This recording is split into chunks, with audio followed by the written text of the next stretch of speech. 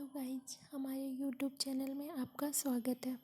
देखिए, ये हमारा क्वेश्चन पेपर है, सेकंड पेपर है कॉन्टेम्प्रेरी इंडिया एंड एजुकेशन का, बीएड फर्स्ट ईयर का, आईजीयू यूनिवर्सिटी का, जो कि हमारा 80 मार्क्स का हुआ था और 2 घंटे का हमारा पेपर था, जिसमें टोटल 9 क्वेश्चन थे।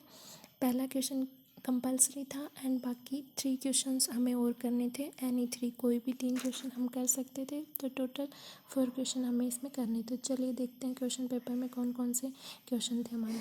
जो पहला क्वेश्चन था जो कंपलसरी था, वो क्वेश्चन था हमें शॉर्ट नोट्स लिखने थे। इसके 4 पार्ट थे। पहला था directive principles of state policies, यानी राज्य नीतियों के निर्देशांक सिद्धांत बताओ। बी ऑप्शन था merits of national policy on education 1986, यानी कि राष्ट्रीय शिक्षा नीति 1986 के गुण बताओ।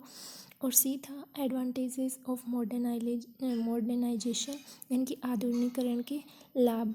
और डी ऑप्शन था contribution of education for the establishment of democratic social order, यानी प्रजातांत्रिक सामाजिक। इनके ऊपर हमें शॉर्ट नोट्स लिखने थे, तो ये क्वेश्चन हमारा सबके लिए कंपलसरी था। बाकी हमारे सेकंड क्वेश्चन पे चलते हैं। सेकंड क्वेश्चन हमारा था discuss the right to education 2009 and its educational implications, यानी शिक्षा का अधिकार अधिनियम जो हमारा 2009 में आया था, उसके शैक्षिक निहितार्थों की चर्चा कीजिए। ये हमारा सेकंड क्वेश्चन आया था। थर्ड क्वेश्चन था हमारा elucidate the role of education in empowerment of socially disadvantages segments of society, यानी कि सामाजिक रूप से वंचित वर्गों के सशक्तिकरण में शिक्षा की भूमिका स्पष्ट कीजिए। ये हमारा थर्ड क्वेश्चन था। फोर्थ क्वेश्चन हमारा था राष्ट्रीय पाठ्यक्रम फ्रेमवर्क 2005, यानी एनसीएफ 2005 है, उससे हमारा क्वेश्चन आया था what is the importance of national curriculum framework 2005, explain the main problems in implications of the NCF 2005, यानी कि राष्ट्रीय पाठ्यक्रम फ्रेमवर्क 2005 का क्या महत्व है। राष्ट्रीय पाठ्यक्रम फ्रेमवर्क को लागू करने में आने वाली मुख्य कठिनाइयों की व्याख्या कीजिए। ठीक है। और हमारा फिफ्थ क्वेश्चन था state the recommendations of Indian education commission regarding evolution and teacher education, यानी मूल्यांकन तथा अध्यापक शिक्षा के संबंध में भारतीय शिक्षा आयोग की सिफारिशों का उल्लेख कीजिए। ठीक है। और सिक्स क्वेश्चन हमारा आया था what do you mean by universalization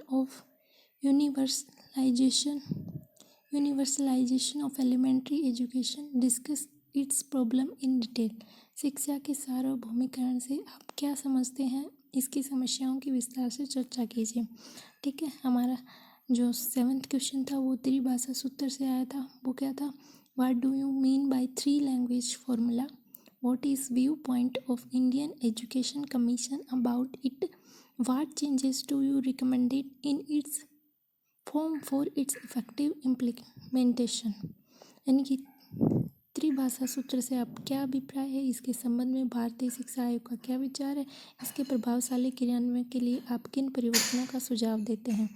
ये हमारा सेवन्थ क्वेश्चन था। एट्थ क्वेश्चन था हमारा what is culture, describe the relationship between culture and education, संस्कृति क्या है, शिक्षा तथा संस्कृति के संबंध का वर्णन कीजिए। और नाइन्थ क्वेश्चन था what do you mean bye new economic reforms, discuss their impact on education, नए आर्थिक सुधारों से आप क्या समझते हो, शिक्षा पर इनके प्रभावों का वर्णन कीजिए। तो ये हमारे टोटल 9 क्वेश्चन थे गाइस।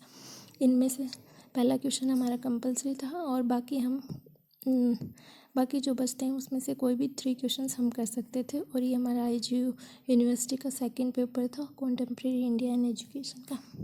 Thank you guys.